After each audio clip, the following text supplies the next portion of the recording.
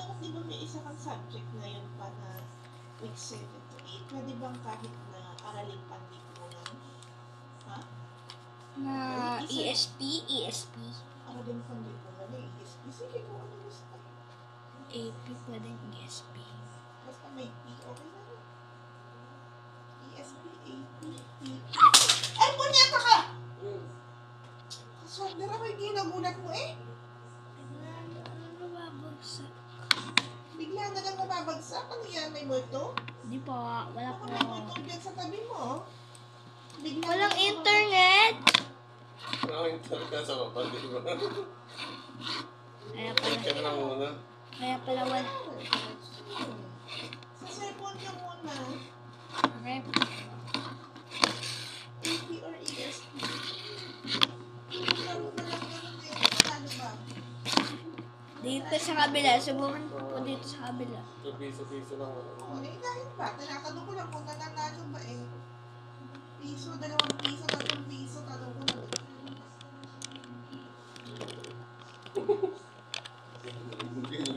Pindot-pindot ka Ayun lang. sa'yo. Pindot-pindot ka lang na paisa-isa.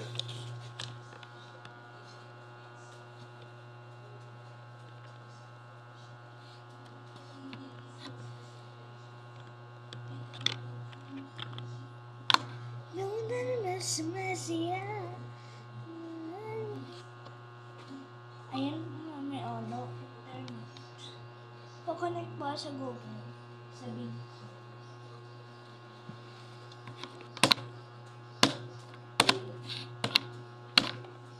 $100 million, thousand million.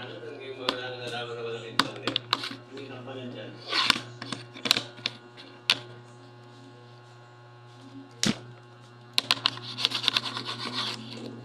Yay!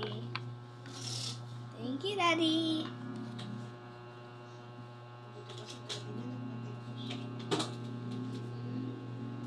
Thank you, Mommy. Ako yun. At ako yun, ano sabi? And the clear. Pwede naman magkawan ng kanila. Sabi seryoso na masyado. Kala nila pugi-pugi na bigla. Mangyari yun. Mangyari yun. Mangyari yun. Naging pugi na naman isa sa sarili. A-P-I-E-S-P. Yes. Kapag-ayak na kayo. 3/4, 1 week, 8. Beep, beep, beep, beep, beep, beep, beep, beep, beep, beep, beep, beep, beep, beep. Napag-alaman ko na pala to, Mami. Kaya nga review. Sunod lang pala sa tuntunin, napamantayan ng pamilya.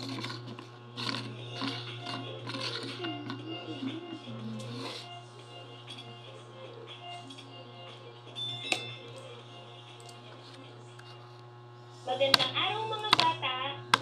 Welcome muli sa ating panibagong aralin.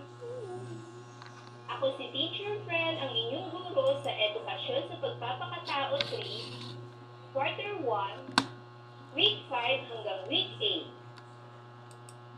Milk Days. Ang ating aralin sa araw na ito ay pagsunod sa tuntunin o pamantayan ng pamilya. Mga bata, handa na ba kayong makinig? Sa araling ito, ikaw ay inaasahan na maipakikita ang katapatan, pakikiisa at pagsunod sa mga tuntunin o anumang kasunduang itinakda ng mag-anak na may kinalaman sa kalusugan at kaligtasan tungo sa kabutihan ng lahat. Noong nakaraang aralin ay pinag-aralan natin ang pangangalaga sa sariling kaligtasan at kalusugan. Sa araling ito ay tatalakayin naman natin ang pagsunod sa tuntunin o pamantayan ng pamilya. Ang pagkakaroon ng kapayapaan at kaayusan sa loob ng tahanan ay mahalaga sa isang pamilya upang manatili ang pagbubuklod at pagkakaisa ng bawat miyembro nito.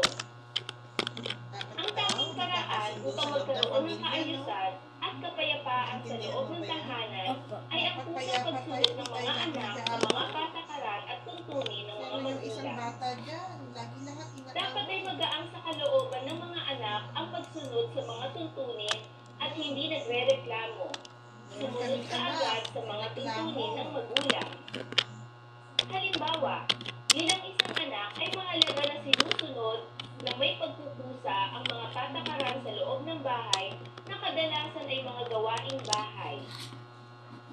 Katulad ng pagligpit ng iyong pinaghigaan, paglinis ng iyong silid, pag-aayos ng iyong mga gamit, at marami pang ibang patakaran na kailangang sundin ng isang anak.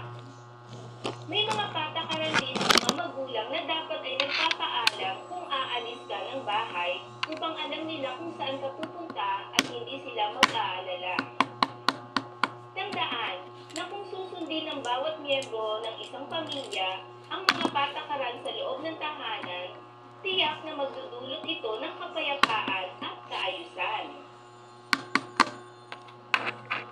Narito ang mga halimbawa ng mga patakaran o pamantayan ng pamilya. nag-aaral.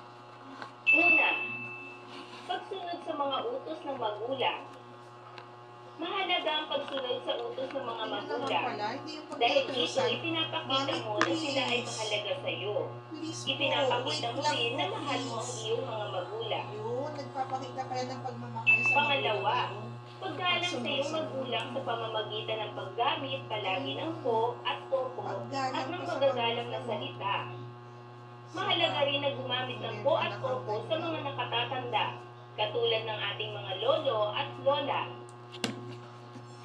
Pangatlo, pagtulong sa mga gawaing bahay katulad ng paglilinis ng bahay at pagpupunas ng sahig. Ang pagtulong sa mga gawaing bahay ay dapat maluwag sa iyong kalooban upang maging maayos ang iyong paglilinis. Step 3. Learn and earn rewards as you continue your learning adventure. It's that easy. Level up to earn heads, outfits for your avatar, and customize your monster's house. Ano may anak ka ba bukas, Daddy? Pang-apat, paglilinis ng iyong silid kasama paglilinis ng higaan. Ano ba yan Ang sabi? paglilinis ng iyong silid ay dapat na palagi mong ginagawa. Mahalaga na bago ka lumabas ng iyong silid, ay nakaligpit na ang iyong higaan. Nakaayos din ang mga gamit sa iyong silid. Nakanta na lahat eh. Pang-lima, pagtulong sa paghuhugas ng mga pinggan. Pagkatapos kumain, hindi na dapat utusan ng mga magulang. Kasi mami, para to. Nagpupusan ng magligpit ng pinagkainan at maghugas ng mga pinggan. Pagbabalik at pag-aayos ng mga gamit pagkatapos gamitin. Ito rin ay isa sa mga tuntunin ng mga magulang. Ang nais ng mga magulang na matuto ka magbalik sa gamit na ginamit mo sa tama nilang pinaglagyan o kung saan mo sila nakuha. Ganon din sa pagliligpit ng mga laruan.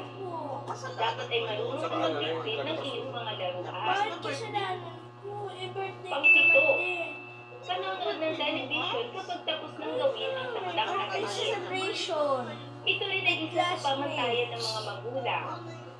Lagi nilang sinasabi na gumawa ka muna ng takdang aralin bago manood ng telebisyon.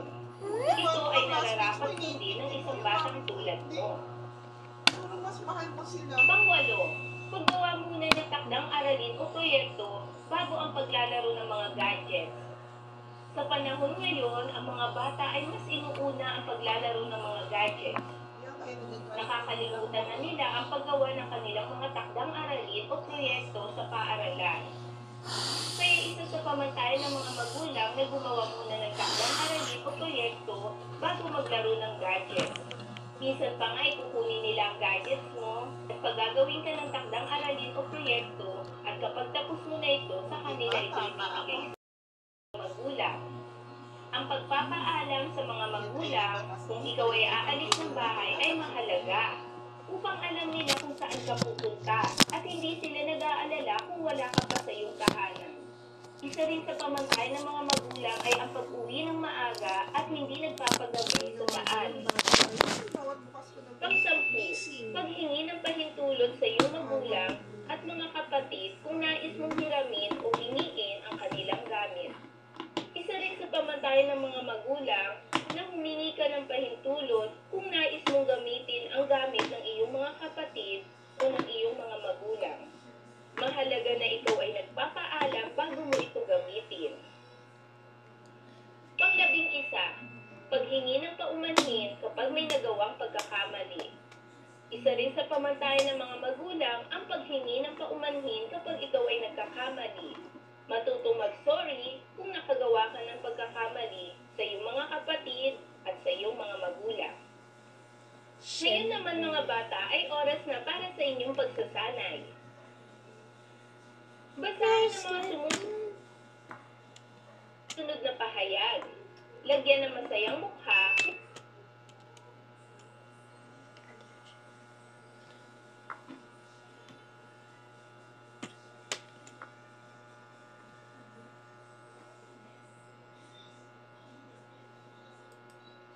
Una, masayang naghuhugas ng pinggan si Jake at Susan. Masayang Ito ba mukha. ay masayang mukha o malungkot na mukha?